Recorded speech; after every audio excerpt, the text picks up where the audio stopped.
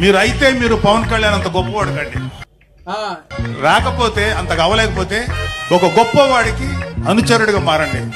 ఎక్కడో కొడుతుంది సీనా. మా ఇంట్లో ఎప్పుడు రామనామమే ఉండేది. ఆ రామనామాన్ని జపిస్తూనే నాకు జబ్బు వచ్చినా మా నాన్న రామనామమే చెప్పేవాడు. జరిగింది చెప్పండి సార్. మా నాన్న ఒక హేతు అది. మా నాన్న ఎలాంటి వాడంటే, మా నాయనమ్మ దీపారాధన వెలిగిస్తే దీపారాధనలో సిగరెట్ వెలిగించిన దేవుడు లేడు దెయ్యం లేదనే వ్యక్తిమత మా నాన్న. ఇదయ్యా మీ అసలు రూపం. కొంతమంది నా సినిమాలు చూసి ఐఐటికి వెళ్ళిన విద్యార్థుల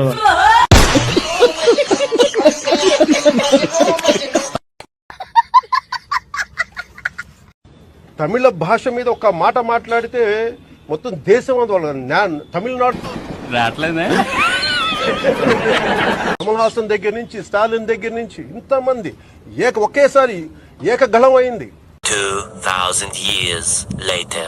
మాట్లాడితే సంస్కృతాన్ని తిడతారు, హిందీని మీరు రుద్దుతున్నారు, సౌత్ దక్షిణాదిని అంటారు. అన్ని దేశ భాషలే కదా. ఒరే అన్న రూల్స్ పెడతారు, ఆయన ఫాలో అవ్వరు, కానీ మనం ఫాలో అవ్వాలి.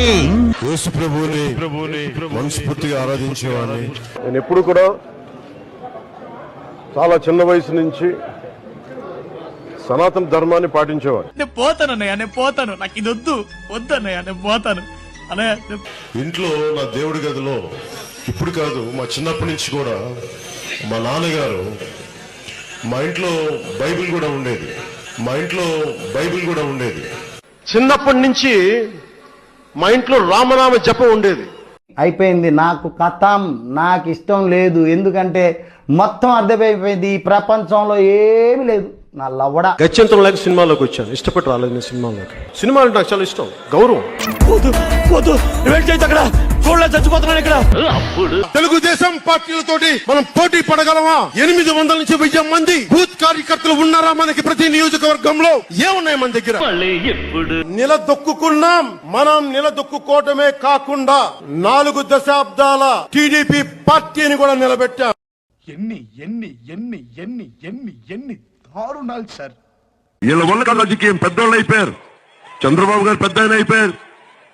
ఆయన నాకు తెలిసి చక్కటి గౌరవరీత్యా పరిశీలించి ఆయన రాజకీయాల నుంచి విరమణ చేయడం చాలా మంచి పని. 1 year later. మీరు ఇంకొక దశాబ్దం కూడా ఈ రాష్ట్రానికి ముఖ్యమంత్రిగా కొనసాగింది. నువ్వు పెద్ద అపరిచితుడు, అమ్మ మొగుడులాగా ఉన్నావు కదరా రే. నేను ఒక 100 కోట్ల పైన సినిమా చేస్తే దాదాపు 1000 కోట్ల పైన కలెక్ట్ చేస్తుంది.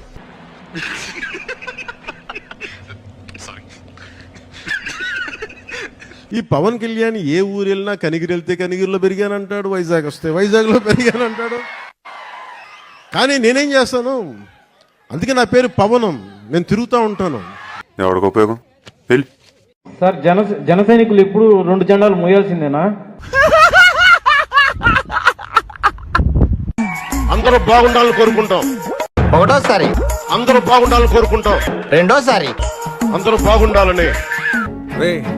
అండ్ ఎవరికైనా చూపించండి రా, వదిలేయకండి రా బాబు అని అలాగా కూర్చోబెట్టి చెప్పండి రా.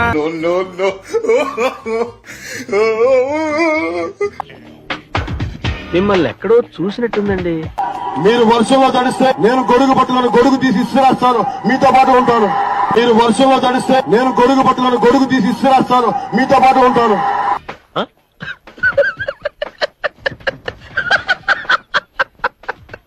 ఆయాల మిమ్మల్ని నమ్ముకుని ఓటేశాము, మీరు బాగా అండగా ఉంటారని. సంవత్సరం దాటి దాకా ఓడమని అన్నారు. సంవత్సరం దాటి దాకా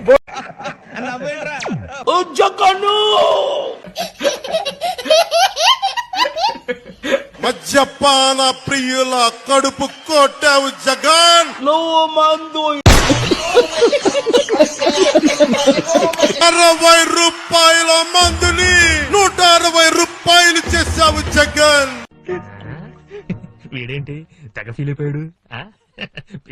మందు గురించి కూడా కామెంట్ చేశాడు పవన్. ఇప్పుడు వాళ్ళెంతకు అమ్ముతున్నారు కల్తీది? వాళ్ళకంటే దారుణంగా అమ్ముతున్నారు. 30,000 మంది మహిళలు, చిన్న అమ్మాయిలు మిస్ అయిపోయారు. మేము రాగానే వాళ్ళందరినీ తీసుకొస్తాం అన్నాడు పవన్. ఈ రోజు 30,000 అమ్మాయిల గురించి ఒక్కరోజైనా మాట్లాడా? సనాతన ధర్మం అంటూ దేశం అంతా తిరుగుతున్నాడు. రోజు మోదీని తిట్టేవాడు, ఇప్పుడు సనాతన ధర్మం అనే తిడుతున్నాడు. అందరినీ తిడుతున్నాడు, క్రైస్తవుల్ని, మహమ్మదీయుల్ని, హిందూ లీడర్స్. రాష్ట్రం బాగుపడాలి అంటే, దేశం బాగుపడాలంటే హిందూ, ముస్లిం, క్రిస్టియన్ శాంతిగా ఉండాలి. ఒక అమ్మాయి బాగా ఫైట్ ఇచ్చి ఆయా పవర్ స్టార్ సోల్జర్ అన్న అమ్మాయి ఈ రోజు ఆవిడ మీదే అనేక కేసులు పెట్టారు. చిన్న అమ్మాయి పాపం ఏడుస్తున్నారు.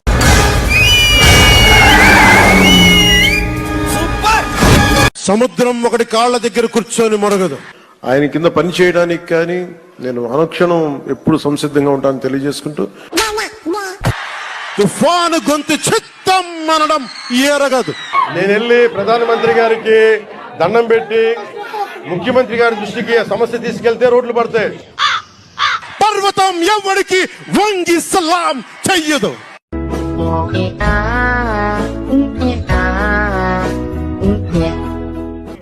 ఒక్క ఛాన్స్ రా, ఒకే ఒక్క ఛాన్స్.